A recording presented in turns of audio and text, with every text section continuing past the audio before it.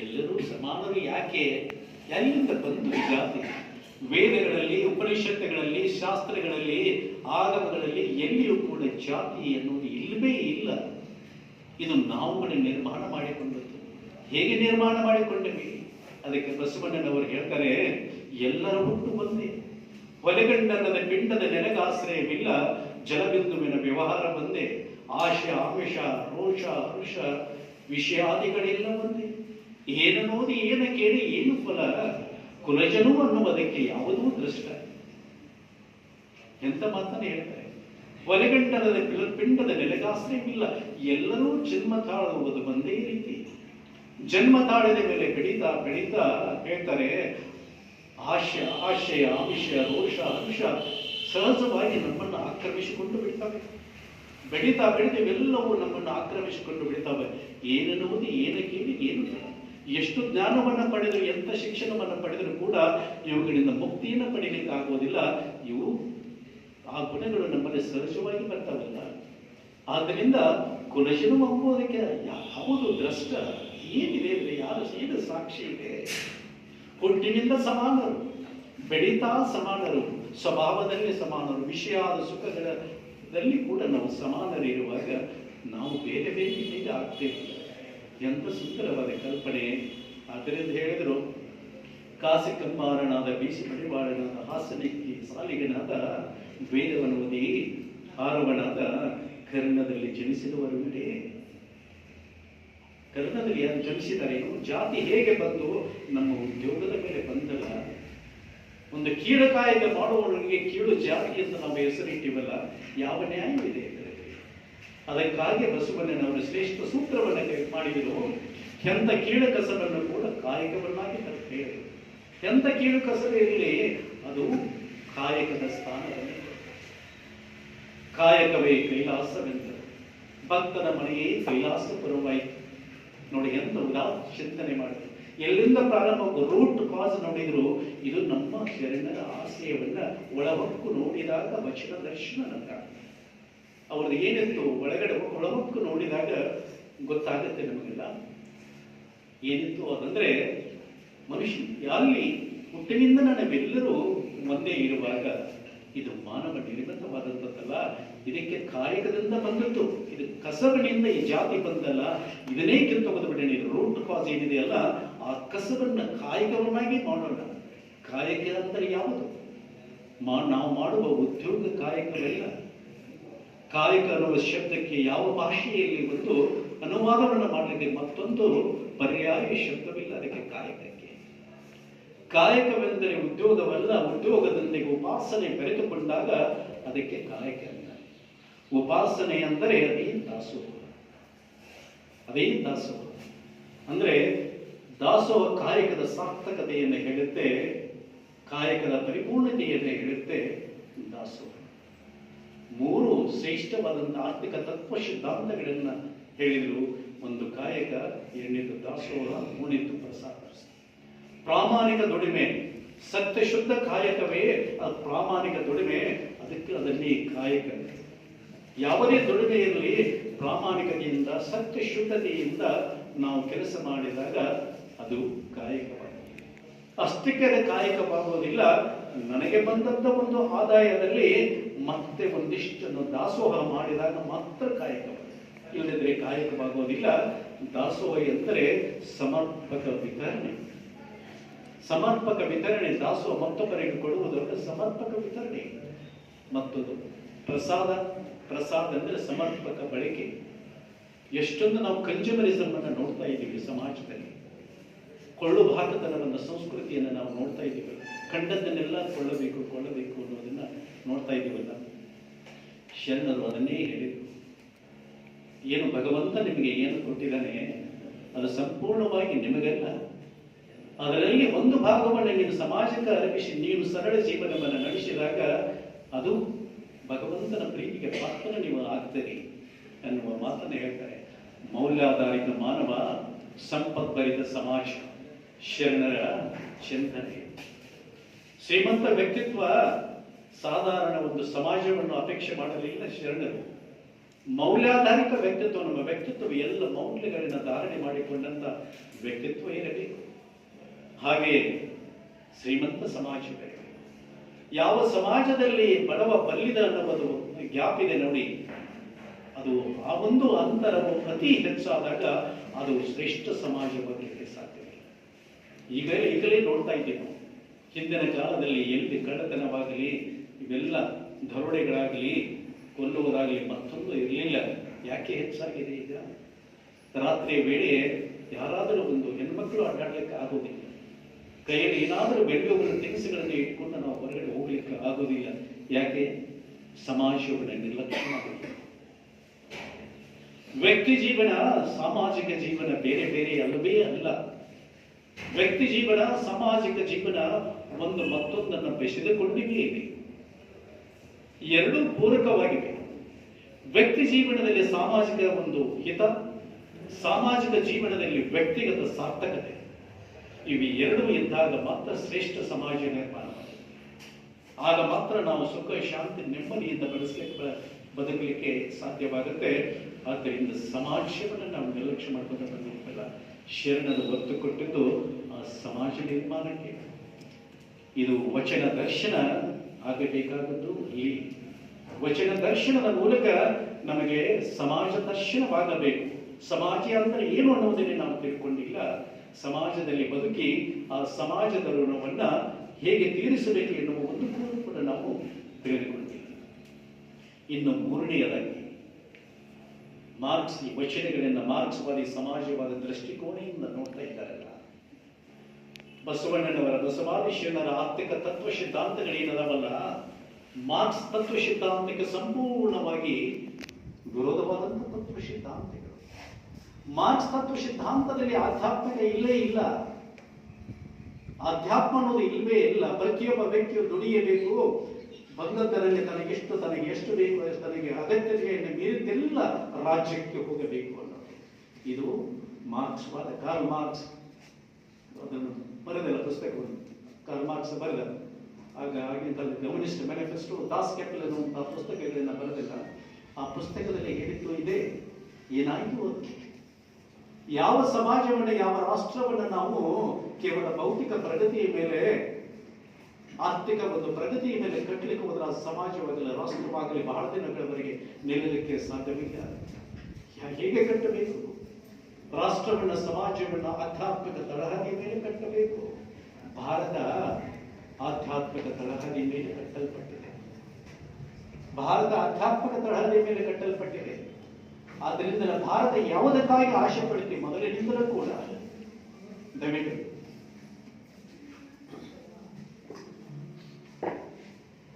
ಭಾರತ ಯಾವುದು ಮೊದಲಿನಿಂದಲೂ ಯಾವುದಕ್ಕಾಗಿ ಆಶೆ ಪಟ್ಟಿದೆ?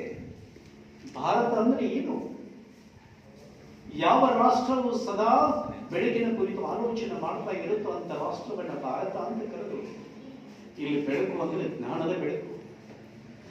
ಯಾರು ಸದಾ ಜ್ಞಾನದ ಬೆಳಕಿನ ಹುಡುಕಾಟದಲ್ಲಿ ನಿರತರಾಗಿರುವರೋ, ಯಾರು ನಿರಂತರವಾಗಿ ಜ್ಞಾನದ ಬೆಳಕಿನ ಆರಾಧನೆಯಲ್ಲಿ ತೊಡಗಿರುವರೋ ಅಂತ ಜನರಿರುವ ರಾಷ್ಟ್ರವನ್ನ ಭಾರತ ಅಂತಂದ್ರು. ಅಂತ ಭಾರತ ರಾಷ್ಟ್ರದ ಜನರನ್ನ ಭಾರತೀಯರು ಅಂದರು. ಅದ್ಭುತವಾದಂತಹ ಜ್ಞಾನದ ಹಿಂದೆ ಓಡಿದ್ದೇವೆ ನಾವು. ಜ್ಞಾನದ ಹಿಂದೆ ನಿಜವಾದ ಒಂದು ಜ್ಞಾನ, ನಿಜವಾದ ಸಮಾಜ, ರಾಷ್ಟ್ರ ಹೇಗೆ ನಿರ್ಮಾಣವಾಗಬೇಕು ಅಂತನ್ನುವುದನ್ನು ಕಂಡುಕೊಂಡಿದ್ವಿ. ಆಧ್ಯಾತ್ಮಿಕ ತಳಹದಿ ಮೇಲೆ ರಾಷ್ಟ್ರವನ್ನು ನಾವು ಕಟ್ಟಿದ್ವಿ. ಹೀಗಾಗಿ ರಾಷ್ಟ್ರ ಕಳೆದ 16,000 ವರ್ಷಗಳ ಇತಿಹಾಸವನ್ನು, ಭಾರತ ದೇಶದ ಇತಿಹಾಸವನ್ನು ನೋಡಿದಾಗ ಕಳೆದ 400 ವರ್ಷಗಳನ್ನು ಬಿಟ್ಟರೆ ಜಗತ್ತಿನಲ್ಲಿ ನಂಬರ್ 1 ಸ್ಥಾನದಲ್ಲಿತ್ತು. ಪ್ಲಾಸಿ ಯುದ್ಧದ ಸಮಯದಲ್ಲಿ ಕೂಡ ಭಾರತ ದೇಶದ ಒಟ್ಟು GDP, ಒಟ್ಟು ಉತ್ಪನ್ನ 24%. ಮೊನ್ನೆ ಶತಮಾನದಲ್ಲಿ 32%. ಬಸವಣ್ಣನವರ ಬಸವಾದಿ ಶರಣರ ಒಂದು ಸಮಯದಲ್ಲಿ 28%. ನೋಡಿ, ಈ ಜಗತ್ತಿನ ಒಟ್ಟು ಉತ್ಪಾದನೆಯಲ್ಲಿ ಭಾರತದ ಪಾಲು ಪಡೆಯಿತು 16,000 ವರ್ಷಗಳವರೆಗೆ.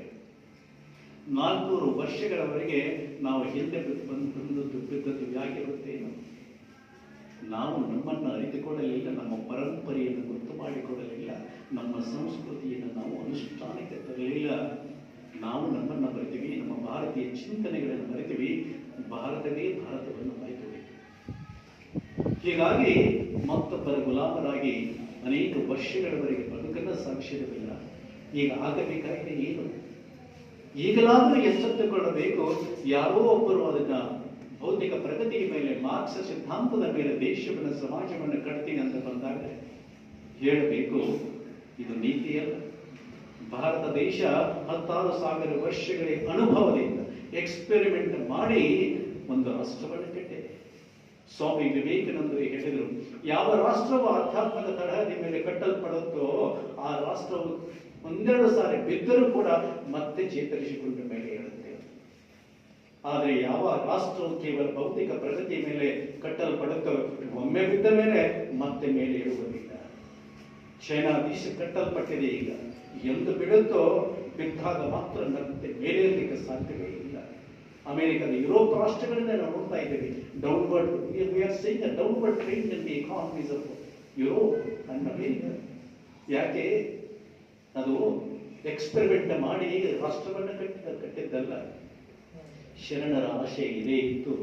ಇಲ್ಲಿ ಆಧ್ಯಾತ್ಮಿಕ ತಳಹದಿದೆ, ಧರ್ಮದ ಆಧಾರದ ಮೇಲೆ ರಾಷ್ಟ್ರವನ್ನು ಕಟ್ಟಿದ್ದಾರೆ. ಹೀಗಾಗಿ ನಮಗೆ ಗೊತ್ತಿಲ್ಲದ ಹಾಗೆ ನಮ್ಮ ರಕ್ತದಲ್ಲಿ ಮಾಂಸಖಂಡಗಳಲ್ಲಿ ಆಧ್ಯಾತ್ಮವಿದೆ, ಆ ಧರ್ಮವಿದೆ ಅಲ್ಲ. ಅದು ನಮ್ಮ ದೊಡ್ಡ ಸಂಪತ್ತು, ನಮ್ಮ ದೊಡ್ಡ ಆಸ್ತಿ. ಇನ್ನು ಶರಣರ ವಚನಗಳಲ್ಲಿ ರಾಷ್ಟ್ರೀಯತೆ ಇದೆ. ಬರಬಹುದು ಬಹಳ ಜನ ಅದನ್ನ ರಾಷ್ಟ್ರೀಯತೆ ಎನ್ನುವ ಕಲ್ಪನೆಯನ್ನೇ ಮುಂದೆ ತರೋದಿಲ್ಲ. ಶರಣರ ವಚನಗಳಲ್ಲಿ ರಾಷ್ಟ್ರೀಯತೆಯ ಭಾವ ಇದೆ.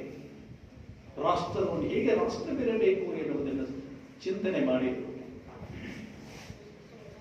ಒಂದು ವಚನ ನೆನಪಾಗುತ್ತದೆ, ಭಂಡವ ತುಂಬಿದ ಬೆಳಕು ಸುಂಕವ ತೆತ್ತರದೆ ಬೆರೈಕ ಹೋಗಬಾರದು, ಕಳ್ಳ ನಾಣ್ಯವ ಸಲುಗೆಗೆ ಸಲ್ಲದು, ಕಳ್ಳ ನಾಣ್ಯವ ಸಲವೀಯರಯ್ಯ, ಭಕ್ತಿ ಎಂಬ ಬಣ್ಣಕ್ಕೆ ಜಂಗಮವೇ ಸೂಚಿಗ ಕೂಡಲ ಸಂಗಮ ದೇವ. ನೋಡಿ, ಈ ವಚನ ಏನು ತೊಂದರೆ ಇದೆ? ನೀವು ಸ್ವಲ್ಪ ಕಮ್ಯುನಿಕೇಶನ್ ಆಗಲಿಲ್ಲ ಅಂತಂದ್ರೆ ಐ ಕ್ಯಾನಾಟ್ ಸ್ಪೀಕ್. ಈ ವಚನ ಎಂತ ಸುಂದರವಾದಂತಹ ವಚನ, ಬಸವಣ್ಣನವರು ಬರೆದಂತಹ ವಚನ. ಈ ದಿನ 2017 ಫೆಬ್ರವರಿ ತಿಂಗಳಲ್ಲಿ ಈ ಅರವಿಂದ್ ಜೇಟ್ಲಿಯವರು, ಬಸವ ಸಮಿತಿ, ರಾಷ್ಟ್ರೀಯ ಬಸವ ಸಮಿತಿ ಅಧ್ಯಕ್ಷರು, ಅನಂತ್ ಕುಮಾರ್ ಅವರು ನಮ್ಮ ಸಚಿವರಾಗಿದ್ದರು. ಅವರಿಬ್ಬರು ಪ್ರಧಾನಿಗಳನ್ನ, ನಮ್ಮ ಮೋದಿಜಿಯವರನ್ನು ಆಹ್ವಾನ ಮಾಡಲಿಕ್ಕೆ ಬಂದರು. ಫೆಬ್ರವರಿ ತಿಂಗಳ, ಏಪ್ರಿಲ್ ತಿಂಗಳಲ್ಲಿ ಬಸವ ಸಮಿತಿಗೆ 50 ವರ್ಷವಾಗಿತ್ತು. ಆಮೇಲೆ ಬಸವ ಜಯಂತಿ ಇತ್ತು. ಇಂಟರ್ನ್ಯಾಷನಲ್ ಬಸವ ಕನ್ವೆನ್ಷನ್, ಅಂತಾರಾಷ್ಟ್ರೀಯ ಬಸವ ಸಮಾವೇಶವನ್ನು ಹಮ್ಮಿಕೊಂಡಿದ್ದರು. ಬಸವಣ್ಣನವರ ವಚನ ಗ್ರಂಥಗಳನ್ನು 23 ಭಾಷೆಗಳಿಗೆ ತರ್ಜಮೆ ಮಾಡಿ ಅವುಗಳನ್ನು ಲೋಕಾರ್ಪಣೆ ಕಾರ್ಯಕ್ರಮವಿತ್ತು. ಇವೆಲ್ಲ ಕಾರ್ಯಕ್ರಮಗಳ ಯೋಗ್ಯವಾದ ವ್ಯಕ್ತಿ ಯಾರು ಅಂತಂದ್ರೆ ಮೋದಿಜಿಯವರು ಮಾತ್ರ ಅಂತ ಹೇಳಿ ಅವರು ಭಾವಿಸಿ ಅವರನ್ನು ಕರೀಲಿಕ್ಕೆ ಬರು ಹೋಗ್ತಾರೆ. ಅಲ್ಲಿ ಹೋದ ಮೇಲೆ ಸಾಕಷ್ಟು ಬ್ಯುಸಿ ಮೋದಿ. ಸ್ವಲ್ಪ ಸಮಯ ಕೊಡ್ತಾರೆ, 5 ನಿಮಿಷ ನಮಗೆ ಸಮಯ ಕೊಟ್ಟಾಗ ಅವರಿಗೆ ಹೇಗೆ ನಾವು ಕನ್ವಿನ್ಸ್ ಮಾಡೋದು, ಇಂಥ ಕಾರ್ಯಕ್ರಮವನ್ನು ಮಾಡ್ತೀವಿ, ಈ ಕಾರ್ಯಕ್ರಮಕ್ಕೆ ನೀವು ಅತಿಥಿಗಾಗಿ, ಮುಖ್ಯ ಅತಿಥಿಗಳಾಗಿ ಬರಬೇಕು ಅಂತ ಹೇಗೆ ಕರೆಯೋದು, ಹೇಗೆ ಕನ್ವಿನ್ಸ್ ಮಾಡೋದು, ಇಬ್ಬರೂ ಚಿಂತೆ ಮಾಡಿ, ಇಬ್ಬರೂ ದೊಡ್ಡವರೇ, ಸಣ್ಣವರೆಲ್ಲ, ಅಪಾರವಾದ ಅನುಭವವನ್ನು ಹೊಂದಿದಂಥವರು ಇಬ್ಬರು ಕೂಡ ಆ ಸಂದರ್ಭದಲ್ಲಿ ವಿಚಾರ ಮಾಡ್ತಾರೆ. ಈ ವಚನವನ್ನು ಸೆಲೆಕ್ಟ್ ಮಾಡಿ, ಈಗ ವಚನ ಗ್ರಂಥದ ಒಂದು ಲೋಕಾರ್ಪಣೆ ಇದೆ, ಬೇರೆ ಭಾಷೆ 23 ಭಾಷೆಗಳಲ್ಲಿ, ಅದಕ್ಕೆ ಈ ವಚನವನ್ನು ತೆಗೆದುಕೊಂಡು ಹೋಗೋಣ. ಅದು ಕನ್ನಡದಲ್ಲಿರುವಂತಹ ವಚನವನ್ನು ಹಿಂದಿಯಲ್ಲಿ, ಇಂಗ್ಲಿಷ್ ಭಾಷೆಯಲ್ಲಿ ತರ್ಜಮೆ ಮಾಡಿದಂತಹ ಆ ಒಂದು ಕಾಪಿಯನ್ನು ತೆಗೆದುಕೊಂಡು, ಪ್ರತಿಯನ್ನು ತೆಗೆದುಕೊಂಡು ಪ್ರಧಾನಿಗಳ ಕಡೆ ಹೋಗ್ತಾರೆ. ಹೋಗಿ ಪ್ರಧಾನಿಗಳಿಗೆ ನಾವು ಬಂದ ವಿಷಯವನ್ನೇ, ನಾವು ಈ ವಿಷಯಕ್ಕಾಗಿ ಬಂದಿದ್ದೇವೆ, ತಾವು ಮುಖ್ಯ ಅತಿಥಿಗಳಾಗಬೇಕು. ಬಸವಣ್ಣನವರ ವಚನಗಳು ಬಹಳ ಶ್ರೇಷ್ಠವಾದಂತಹ ವಚನಗಳು. ಇಲ್ಲಿ ನಮಗೆ ಒಂದು ಉದಾಹರಣೆಗಾಗಿ ನಿಮಗೊಂದು ವಚನದ ಪ್ರತಿಯನ್ನು ಕೊಡ್ತಾ ಇದ್ದೀವಿ. ಇದು ಒಂದು ವಚನ. ಆ ವಚನವನ್ನು ಆಂಗ್ಲ ಹಿಂದಿ ಭಾಷೆಯಲ್ಲಿ ತರ್ಜಮೆಗೊಂಡಂತಹ ಆ ವಚನವನ್ನು ಓದಿದ ಮೇಲೆ ಮೋದಿಜಿಯವರು ಆಶ್ಚರ್ಯಚಕಿತರಾಗಿ ಹೇಳ್ತಾರೆ, ಮೈ ಸೋಚಾತ ಮೈ ಕುछ गड़बड़ किया, ಏನಂತಾರಂದ್ರೆ ಯಾಕೆ ಮಾತನ್ನ ಹೇಳ್ತಾರೆ ಅಂದ್ರೆ, ಅವರ ಬಂದದ್ದು ಫೆಬ್ರವರಿ 2017 ನವೆಂಬರ್ 8ನೇ ತಾರೀಕು 2016 ಡಿಮಾನಿಟೈಸೇಷನ್ ನೋಟ್ ಅಮಾನ್ಯೀಕರಣವಾಗುತ್ತೆ ಅಲ್ಲ. ಅವ್ರು ಹೇಳ್ತಾರೆ ಮೈ ಸೂಚಾತ ಮೈ ಕುಚ್ ಗಡ್ಬಡಿಕೆಯ ಡಿಮಾನಿಟೈಸೇಷನ್ ಮಾಡಿದ್ದಕ್ಕೆ ಏನೋ ಎಲ್ಲ ಕಡೆಯಿಂದ ವಿರೋಧ ವ್ಯಕ್ತವಾಗ್ತಾ ಇತ್ತು, ಎಲ್ಲ ಕಡೆ ಚರ್ಚೆ ಆಗ್ತಾ ಇತ್ತು. ನನಗೆ ಅನಿಸ್ತು ನಾನು ಏನೋ ತಪ್ಪು ಮಾಡಿದೆ. अभी मेरे को मालूम हो गया संत बसवेश्वर भी मेरा साथ है, मैं क्या किया परफेक्ट किया ಅಂತ ಹೇಳಿ ಈ ಮಾತನ್ನು ಅವರ ಮುಂದೆ ಹೇಳಿ ಆ ವಚನ ಎಷ್ಟು ಪರ್ಫೆಕ್ಟ್ ಆಗಿದೆ. ಮತ್ತು ಆಗ ಬಂದು ಮುಂದೆ ಆ ಕಾರ್ಯಕ್ರಮವನ್ನು ಉದ್ಘಾಟನೆ ಮಾಡಿ ಬುಕ್ಗಳನ್ನು ಲೋಕಾರ್ಪಣೆ ಮಾಡಿ ಅವತ್ತು ಮಾತಾಡ್ತಾರೆ. ಅನಂತ್ ಕುಮಾರ್ ಅವರು ಮತ್ತು ಅರವಿಂದ್ ಜೇಟ್ಲಿಯವರು ಲೋಕಸಭೆಗೆ ನನ್ನನ್ನು ಭೇಟಿಯಾಗಲಿಕ್ಕೆ ಬಂದಾಗ ಅವರು ಈ ವಚನವನ್ನು ಕೊಟ್ಟರು. ಅದನ್ನು ನೋಡಿ ಬಹಳಷ್ಟು ಸಂತೋಷ ಪಟ್ಟಿದ್ದೆ. ಈ ವಚನವನ್ನು ಅವರು ನವೆಂಬರ್ 7ನೇ ತಾರೀಕಿಗೆ ನನ್ನ ಕೈಯಲ್ಲಿ ಕೊಟ್ಟಿದ್ರೆ ಖಂಡಿತವಾಗಿ ಲೋಕಸಭೆಯಲ್ಲಿ ಡಿಮಾನಿಟೈಸೇಷನ್ ಮಾಡುವ ಸಮಯದಲ್ಲಿ ಇದನ್ನ ದೇಶದ ಜನರಿಗೆ ಉಲ್ಲೇಖವನ್ನು ಮಾಡ್ತಾ ಇದ್ದಾರೆ. ಎಂತ ಮಾತನ್ನು ಹೇಳ್ತಾರೆ ಅವರು. ಮತ್ತೆ ಹೇಳ್ತಾರೆ, ಅವರು ನನ್ನನ್ನು ಭೇಟಿಯಾಗಲಿಕ್ಕೆ ಬಂದಾಗ ಏನು ಹೇಳ್ತಾರೆ ಅವರು, ಮೊದಲಿಗೆ ಈ ಪಾರ್ಲಿಮೆಂಟ್ನಲ್ಲಿ ಜನರೆಲ್ಲ ತಮ್ಮ ತಮ್ಮ ಪಾಕೆಟ್ಗಳಲ್ಲಿ ಕೈ ಇಟ್ಟುಕೊಂಡು ತಿರುಗ್ತಾ ಇದ್ರು. ಅದಕ್ಕಿಂತ ಮೊದಲು ಮತ್ತೊಬ್ಬರ ಜೇಬಿನಲ್ಲಿ ಕೈ ಇಡ್ತಿದ್ದವರು ಈಗ ತಮ್ಮ ಜೇಬುಗಳಲ್ಲಿ ಕೈ ಇಟ್ಟುಕೊಂಡು ತಿರುಗ್ತಾ ಇದ್ದಾರೆ. ಎಂತ ಸುಂದರವಾದ ವಚನ ಹೇಳ್ತಾರೆ, ಎಂತ ಸುಂದರವಾದ. ಕಳ್ಳನಾನ್ನದ ಬಗ್ಗೆ, ಬ್ಲ್ಯಾಕ್ ಮನಿ ಬಗ್ಗೆ ಬಸವಣ್ಣನವರ ಆ ಒಂದು ದೂರದೃಷ್ಟಿ ಎಷ್ಟು ಇತ್ತು. ಎಲ್ಲೋ ಒಂದು ಕೇಸ್ ಇರಬಹುದು, ಆದರೂ ಕೂಡ ಕಳ್ಳನಾನ್ನ ಸಲುವಿಗೆ ಸಲ್ಲದು, ಬಂಡವ ತುಂಬಿದ ಬಳಿಕ ಸುಂಕವ ತೆತ್ತಲ್ಲದೆ ಬಿರಾಯ್ತು ಹೋಗಬಾರದು. ಸರಗಿನ ಗಾಡಿಯನ್ನು ತೆಗೆದು ಒಂದು ಬಂಡಿಯನ್ನು ಸರಕನ್ನು ತುಂಬಿಕೊಂಡು ನಾವು ಟ್ರಕ್ನಲ್ಲಿ ಹೋಗುವಾಗ ಅದನ್ನು ಅಲ್ಲಿ ಇಲ್ಲಿ ಹಾಸ್ಕೊಂಡು ಹೋಗಬಾರದು. ಕಳ್ಳ ದಾರಿಯಿಂದ ಮುಖ್ಯ ದಾರಿಗುಂಟ ಹೆದ್ದಾರಿಗುಂಟ ಹೋಗಬೇಕು. ಕೊಡಬೇಕಾದ ತೆರಿಗೆಯನ್ನು ಕೊಡಬೇಕು. ಅದನ್ನು ಎಂತ ದುಡ್ಡಿನಿಂದ ಕೊಡಬೇಕು, ಕಳ್ಳ ನಾಣ್ಯದಿಂದಲ್ಲ, ಚಲಾವಣೆಗೆ ಇರುವಂತ ನಾಣ್ಯಗಳಿಂದ ಕೊಡಬೇಕು ಅಂತ ಹೇಳಿ ಜನರಿಗೆ ರಾಷ್ಟ್ರದ ಒಂದು ಜವಾಬ್ದಾರಿಯನ್ನು ಹೇಳ್ತಾರೆ. ರಾಷ್ಟ್ರ ಶ್ರೇಷ್ಠ ರಾಷ್ಟ್ರವಾಗಬೇಕು ಅಂತಂದ್ರೆ ಆ ನಿಯಮಗಳನ್ನ ಪಾಲನೆ ಮಾಡಬೇಕು. ರಾಷ್ಟ್ರದ ನಿಯಮಗಳೇನಿದ್ದಾವೆ ಆ ನಿಯಮಗಳನ್ನ ಪಾಲನೆ ಮಾಡಬೇಕು. ಪ್ರತಿಯೊಬ್ಬರು ದುಡಿಬೇಕು. ದುಡಿಯದೇ ಉಣ್ಣುವುದು ಅಪರಾಧ. ಆದ್ರಿಂದ ದುಡಿದಾಗ ವ್ಯಕ್ತಿ ಶ್ರೀಮಂತನಾಗ್ತಾನೆ, ವ್ಯಕ್ತಿ ಮತ್ತೊಬ್ಬರಿಗೆ ಸಹಾಯ ಮಾಡಲಿಕ್ಕೆ ಸಾಧ್ಯವಾಗುತ್ತೆ ಅಂತನ್ನುವಂಥ ಮಾತನ್ನು ಹೇಳ್ತಾ ಮುಂದೆ ಹೇಳ್ತಾರೆ ಬಸವಣ್ಣನವರು, ಭಕ್ತಿ ಎಂಬ ಮಂಡಕ್ಕೆ ಜಂಗಮವೇ ಸೂಚಿಕ. ಇದು ಆಧ್ಯಾತ್ಮಕ ತಳಹದಿ ಮೇಲೆ ರಾಷ್ಟ್ರವನ್ನು ಕಟ್ತಾ ಇದ್ದಾರೆ ಅಂತ ಹೇಳಿದ್ರಲ್ಲ, ಕೊನೆಯ ಸಾಲು ಭಕ್ತಿ ಎಂಬ ಮಂಡಕ್ಕೆ ಜಂಗಮವೇ ಸೂಚ್ಯ. ಜಂಗಮ ಅಂದ್ರೆ ಸಮಾಜ. ಭಕ್ತಿ ಎಂಬ ಮಂಡ, ನಾವು ಭಕ್ತಿಯನ್ನ ಈಗ ಏನು ನಮ್ಮ ದೇಹದಲ್ಲಿ ಏನಾದ್ರು ಭಕ್ತಿ ಎಂಬ ಸರಕನ್ನು ತುಂಬಿಕೊಂಡು ಕೈಲಾಸಕ್ಕೆ ಹೋಗಿ ನಾವು ಶಿವನಿಗೆ ಬಿಕ್ರಿ ಮಾಡಬೇಕು ಅಂತಂದ್ರೆ ಹಾಗೆ ಸ್ವೀಕಾರ ಮಾಡೋದಿಲ್ಲ ಶಿವನ್. ಮೊದಲು ಜಂಗಮಗೆ ನೀನು ಪ್ರಸಾದವನ್ನು ಕೊಟ್ಟಿದೀಯಾ, ಜಂಗಮನಿಗೆ ಅರ್ಪಣೆ ಮಾಡಿದೀಯ, ನೀನು ಸಮಾಜಕ್ಕೆ ಕೊಟ್ಟು ನೀನು ತಂದಿದೀಯಾ, ಸಮಾಜಕ್ಕೆ ಕೊಟ್ಟು ನೀನು ತಂದಿಲ್ಲ ಅಂದ್ರೆ ಅದು ಕಳ್ಳೆ ನಾಣ್ಯವನ್ನು ಶಿವನು ಸ್ವೀಕಾರ ಮಾಡೋದಿಲ್ಲ. ಆದ್ದರಿಂದ ಕೇವಲ ದೇವರ ಮುಂದೆ ಕುಂತು, ಲಿಂಗದ ಮೇಲೆ ಕುಂತು ಅರ್ಚನೆ ಮಾಡಿದರೆ, ಪ್ರಾರ್ಥನೆ ಮಾಡಿದರೆ ಇದು ಶಿವನಿಗೆ ಮುಟ್ಟುವುದಿಲ್ಲ ಅಂತ ಹೇಳ್ತಾರೆ ಬಸವಣ್ಣ. ಶಿವನಿಗೆ ಯಾವಾಗ ಮುಟ್ಟುತ್ತೆ ಅಂತಂದ್ರೆ ಅರ್ಚನೆಯೋ ಬೇಕು, ಪ್ರಾರ್ಥನೆಯೋ ಬೇಕು, ಅದರ ನಮಗೆ ಜಂಗಮ ಸೇವೆಯು ಅಂದ್ರೆ ಸಮಾಜಕ್ಕೆ ಒಂದು ಸಮಾಜದ ಬಗ್ಗೆ ಒಂದು ಕಳಕಳಿಯನ್ನು ಇಟ್ಟುಕೊಂಡಾಗ ಮಾತ್ರ, ಸಮಾಜಕ್ಕೆ ಒಂದಿಷ್ಟನ್ನು ಅರ್ಪಿಸಿದಾಗ ಅದು ಹೇಳ್ತಾರಲ್ಲಿ ಹಿಂದಿನ ಹಿರಿಯರು, ಒಂದಿಷ್ಟು ಪುಣ್ಯ ಕಾರ್ಯಗಳನ್ನು ಮಾಡಿದಾಗ ನಾವು ಗಳಿಸಿದ ಸಂಪತ್ತು 2-3 ಸಂತತಿವರೆಗೆ ಇರುತ್ತೆ ಅಂತ ಬಸವಣ್ಣನವರ ವಚನದಲ್ಲಿ ಇದು ಅಡಕವಾಗಿದೆ. ಈ ರಾಷ್ಟ್ರೀಯತೆ ಭಾವವನ್ನ ಇಲ್ಲಿ ಬಸವಣ್ಣನವರ ವಚನದಲ್ಲಿ ನಾವು ನೋಡಿ ಆಶಯವನ್ನು ಕಂಡಿದ್ದೇವೆ. ಇಲ್ಲಿ ಕೊನೆಯದಾಗಿ ಒಂದು ಮಾತನ್ನ ಹೇಳಿ ಮುಗಿಸ್ತಿದ್ದ ಸಮಯ ಆಗಿದೆ. ಕೊನೆಗೆ ಬಸವಣ್ಣನವರು ಮತ್ತೊಂದು ವಚನ, ಎಷ್ಟು ಅದ್ಭುತವಾದಂತಹ ವಚನ, ಅದರ ಮೂಲ ರೂಪದಲ್ಲಿ ನಾವು ನೋಡಿದಾಗ ನಿಜವಾದ ಅರ್ಥ ನಮಗೆ ಗೊತ್ತಾಗುತ್ತೆ. ಅದನ್ನು ಅನುಷ್ಠಾನಕ್ಕೆ ತಂದಾಗ ಸಂತೋಷವಾಗುತ್ತೆ. ಅವರೇ ಒಂದು ವಚನವನ್ನು ಹೇಳ್ತಾರೆ, ಬೇರುಂಡರ ಪಕ್ಷಿಗೆ ದೇಹ ಒಂದೇ, ತಲೆಯೆರಡರ ನಡುವೆ ಕಣ್ಣವಡ ಕಟ್ಟಿ ಒಂದು ತೆರೆಯಲ್ಲಿ ಹಾಲನೆಂದು ಮತ್ತೊಂದು ತೆರೆಯಲ್ಲಿ ವಿಷವನ್ನೆರಗಣೆ ಜಠರವನ್ನೇ ಉದರವನ್ನೇ ಸಾವು ಬಿಡುವುದೇ ಲಿಂಗದಲ್ಲಿ ಪೂಜೆಯ ಮಾಡಿ ಜಂಗಮದಲ್ಲಿ ನಿಂದೆಯ ಮಾಡಿದೊಡೆ ನಾ ಬೆಂದಿಗಾನ ಕೂದಲ ಸಂಗಮದೇವ. ಕಾಲ್ಪನಿಕ ಬೇರುಂಡನ ಪಕ್ಷಿ ಎನ್ನುವುದರ ಕಾಲ್ಪನಿಕ ಪಕ್ಷಿಯ ಉದಾಹರಣೆಯನ್ನು ತೆಗೆದುಕೊಳ್ತಾರೆ. ಎರಡು ತಲೆ ಒಂದು ದೇಹ. ಆ ಪಕ್ಷಿಯನ್ನು ತೆಗೆದುಕೊಂಡು ದೇವರ ಸ್ವರೂಪವನ್ನು ಹೇಳ್ತಾರೆ. ಇದು ಆಳವಾದ ಮನೋಭಾವವನ್ನು ಹೊಂದಿರುವಂತ ಬಸವಾದಿ ಶರಣರು ಹೇಳಿದ ಮಾತು, ಸತ್ಯದ ಮಾತು. ಯಾಕಂದ್ರೆ ಭಗವಂತನಿಗೆ ಎರಡು ಮುಖಗಳು, ಒಂದು ಲಿಂಗಮುಖ, ಇನ್ನೊಂದು ಜಂಗಮ ಮುಖ. ಬೇರುಂಡನ ಪಕ್ಷಿಗೆ ಎರಡು ತೆರೆಗಳು, ಎರಡು ಮುಖಗಳು. ಒಂದು ಬಾಯಿಯಲ್ಲಿ ಹಾಲನ್ನು ಎರೆದು ಮತ್ತೊಂದು ಬಾಯಿಯಲ್ಲಿ ವಿಷವನ್ನ ಎರೆದಾಗ ಜಠರವನ್ನೇ ಉದರವನ್ನೇ ಎರಡೂ ಉದರದಲ್ಲಿ ಹೋಗಿ ಎರಡೂ ಕೂಡಿದಾಗ ವಿಷವಾಗುವುದಿಲ್ವೇನು, ಹಾಲು ಕೂಡ ವಿಷವಾಗುವುದಿಲ್ವೇನು, ಪಕ್ಷಿ ಸತ್ತು ಬಿಡುತ್ತೆ.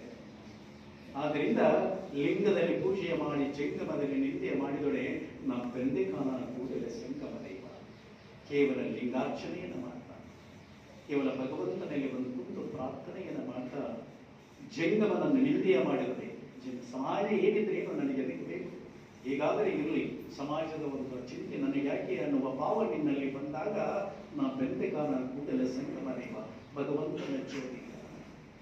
ಆದ್ದರಿಂದ ನಾವು ಒಂದು ವಿಶ್ವಸ್ತರಾಗಿ ಅಂದರೆ ಟ್ರಸ್ಟಿಯಾಗಿ ಭಗವಂತ ನಮಗೆ ಏನಾದರೂ ಕೊಟ್ಟಿದ್ದಾನೆ ಅಂತಂದ್ರೆ ಅದು ಒಂದು ಉದಾತ್ತ ಉದ್ದೇಶದಿಂದ ಕೊಟ್ಟಿದ್ದಾನೆ. ಅದನ್ನು ಕೇವಲ ನನಗಾಗಿ, ನನ್ನ ಕುಟುಂಬಕ್ಕಾಗಿ ಎಲ್ಲ, ಎಲ್ಲರಿಗಾಗಿ ಕೊಟ್ಟಿದ್ದಾನೆ ಅನ್ನುವ ಭಾವ ನಮ್ಮಲ್ಲಿ ಬರಬೇಕು. ಹೀಗೆ ಅನೇಕ ವಚನಗಳಿಂದ ಬಹಳಷ್ಟು ಸುಂದರವಾದ ವಚನಗಳನ್ನು ಶಿವಶರಣರು ಹೇಳಿದ್ದು, ಆ ವಚನಗಳನ್ನು ಮೂಲ ರೂಪದಲ್ಲಿ ನಾವು ಅಧ್ಯಯನವನ್ನು ಮಾಡ್ತಾ, ಇದು ನಮ್ಮ ಜ್ಞಾನ ಪರಂಪರೆ, ಭಾರತೀಯ ಜ್ಞಾನ ಪರಂಪರೆ, ಭಾರತೀಯ ವಿಚಾರಧಾರೆ. ಸರಿ, ಅತ್ಯಂತ ಕಠಿಣವಾದಂತಹ ವಿಚಾರಗಳನ್ನ ಸರಳವಾಗಿ ನಮ್ಮ ಮುಂದೆ ಬಸವಣ್ಣನವರು ಇಟ್ಟಿದ್ದಾರೆ. ಆ ವಚನಗಳನ್ನು ಪರಿಶುದ್ಧ ಭಾವದಿಂದ, ಶುದ್ಧ ಮನಸ್ಸಿನಿಂದ ಓದಬೇಕು, ಓದಿ ಅರ್ಥ ಮಾಡಿಕೊಳ್ಳಬೇಕು, ನಿಜವಾದ ಅರ್ಥವನ್ನು ಮಾಡ್ಕೋಬೇಕು. ಹಾಗೆಯೇ ನಮ್ಮ ಬದುಕಿನಲ್ಲಿ ಅನುಷ್ಠಾನಕ್ಕೆ ತರಬೇಕು. ಹಾಗೆ ನಮ್ಮ ಬದುಕು ಸಾರ್ಥಕತೆಯನ್ನು ಪಡೆಯುತ್ತೆ. ಹಾಗೆ ನಮ್ಮ ಬದುಕಿಗೆ ಒಂದು ಅರ್ಥ ಬರುತ್ತೆ. ಹಾಗೆ ಸದ್ಭಾವನೆ, ಸಾಮರಸ್ಯದ ಸುಂದರವಾದ ಸಮಾಜವನ್ನು ನೋಡಲಿಕ್ಕೆ ಸಾಧ್ಯವಾಗುತ್ತೆ ಅಂತ ಹೇಳ್ತಾ ನನ್ನ ಮಾತಿಗೆ